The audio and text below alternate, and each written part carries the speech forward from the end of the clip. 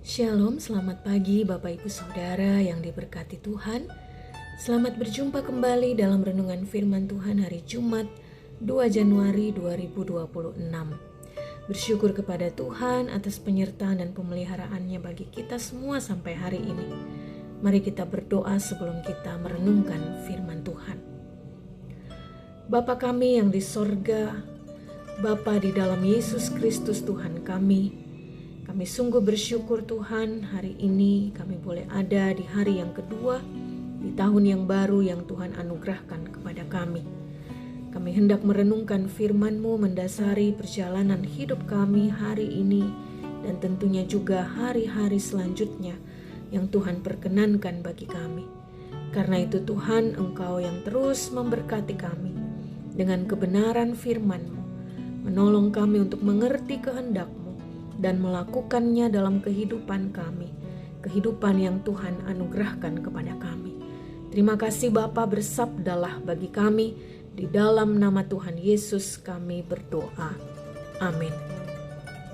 Firman Tuhan hari ini di dalam pertama Yohanes pasal 4 ayatnya yang ke-16 yang berkata demikian. Kita telah mengenal dan telah percaya akan kasih Allah kepada kita.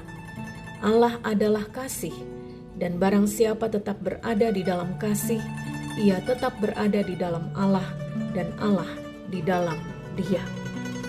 Bapak Ibu Saudara, kita tentu sudah tidak asing lagi dengan yang namanya kasih. Kasih sebuah kata yang tentunya selalu kita dengar, sebuah kata yang memiliki makna yang sangat luas dan dalam. Namun seringkali hanya menjadi sebuah kata, ucapan, atau ajaran yang belum tentu nyata dalam keseharian. Ayat firman Tuhan hari ini berkata, kita telah mengenal Allah dan telah percaya akan kasih Allah kepada kita. Allah adalah kasih, dan barang siapa tetap berada di dalam kasih, ia tetap berada di dalam Allah dan Allah di dalam Dia. Ayat ini mengingatkan kita bahwa kasih ternyata bukan hanya sebuah kata, ucapan atau ajaran, tetapi kasih adalah Allah itu sendiri. Kasih dan Allah ibarat sisi depan dan belakang sebuah koin yang tidak terpisah, tetapi menyatu. Allah tidak akan pernah terpisah dari kasih-Nya. Kasih-Nya mewujud nyata di dalam kehidupan manusia yang berdosa. Ia datang menyelamatkan manusia. Ia datang sebagai terang yang menerangi kegelapan dunia. Ia menjadi manusia untuk manusia. Itulah Natal yang baru selesai kita rayakan. Ia berkarya dalam kasih-Nya demi keselamatan umat manusia. Pertama Yohanes 4 ayat 9 mengatakan, dalam hal inilah kasih Allah dinyatakan di tengah-tengah kita, yaitu bahwa Allah telah mengutus anaknya yang tunggal ke dalam dunia supaya kita hidup olehnya. Menarik bahwa dalam ayat firman Tuhan hari ini, Rasul Yohanes tidak hanya berbicara tentang Allah adalah kasih, tetapi juga berbicara tentang orang yang percaya kepada Allah yang adalah kasih itu sendiri. Bahwa orang yang percaya kepada Allah adalah orang-orang yang berada di dalam Allah, termasuk Bapak Ibu Saudara dan saya. Dan itu berarti kita seharusnya adalah orang-orang yang juga berkarya di dalam kasih, yaitu menjadi pelaku-pelaku kasih itu sendiri. Allah adalah kasih, maka orang percaya juga seharusnya adalah kasih. Karena ketika kita percaya kepada Allah, kita berada di dalam Dia dan Dia di dalam kita. Bapak Ibu Saudara yang dikasihi Tuhan, memasuki tahun baru 2026, tentu kita memiliki banyak rencana, banyak resolusi, banyak doa dan harapan agar tahun ini hidup kita lebih baik daripada tahun-tahun sebelumnya, baik dalam kehidupan ekonomi dan dalam setiap tanggung jawab yang Tuhan percayakan kepada kita. Firman Tuhan hari ini sesungguhnya mengingatkan kita juga bahwa bukan hanya pekerjaan atau ekonomi yang perlu diperbaiki, tetapi hati kita juga perlu untuk terus-menerus diperbaharui supaya kasih Tuhan sungguh mewujud nyata dalam cara hidup kita. Allah Sang Kasih itu sungguh bertahta dan berkuasa dalam hati kita. Kasih bukan hanya kata, ucapan, atau ajaran, tetapi kasih adalah kita. Karena kasih tidak pernah terpisah dari diri kita, dari perkataan dan perbuatan kita. Mari berkarya dalam kasih, di tengah keluarga, dalam pekerjaan dan pelayanan kita, dalam relasi kita seorang kepada yang lain.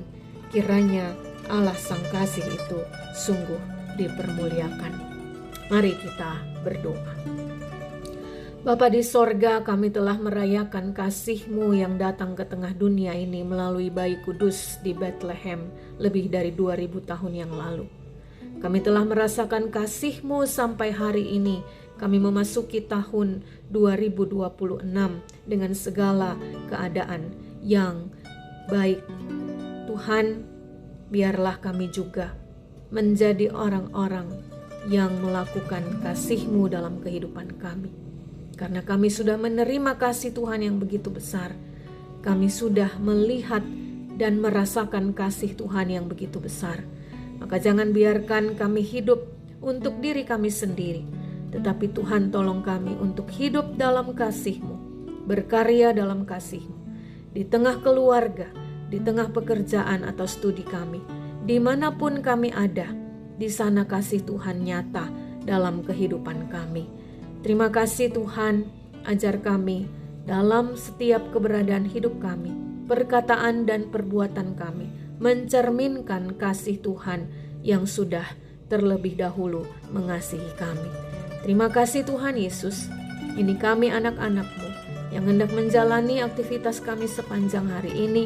Kami berserah dalam pimpinan-Mu, dalam penyertaan-Mu, dalam pertolongan-Mu.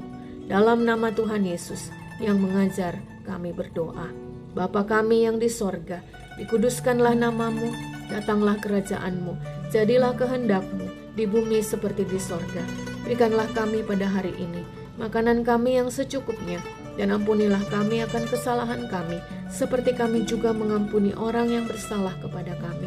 Dan janganlah membawa kami ke dalam pencobaan, tetapi lepaskanlah kami daripada yang jahat, karena Engkaulah yang punya kerajaan dan kuasa dan kemuliaan sampai selama-lamanya.